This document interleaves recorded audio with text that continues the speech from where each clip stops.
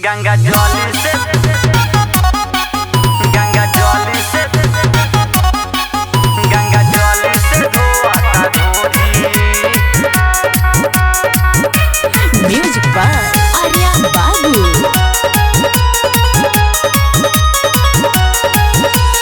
इष्टा पशुबे शाम सखी रे जो पता एक गो नाम सखी रे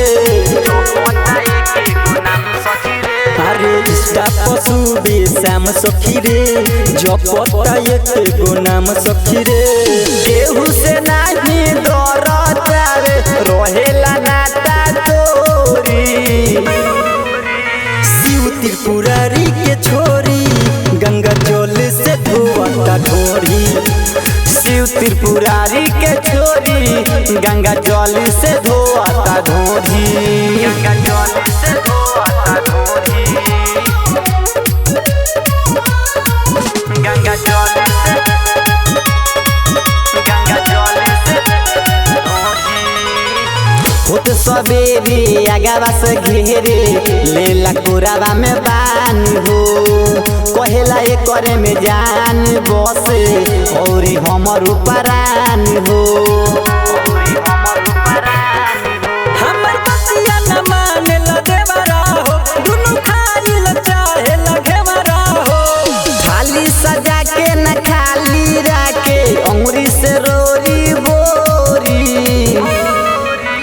शिव त्रिपुरारी के छोरी गंगा जल से धोता धोरी शिव त्रिपुरारी के छोरी गंगा जल से धोता ढोरी गंगा जल से धोता ढोरी।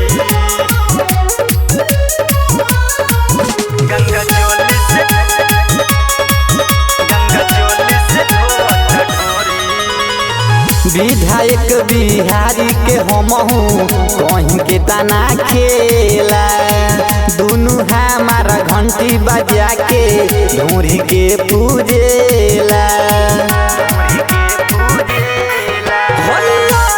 निखिल राजा हो पप्पू मारल चाहत माजा हो कहेला राइटर नसीम दिन भर रहेला उतय गोरी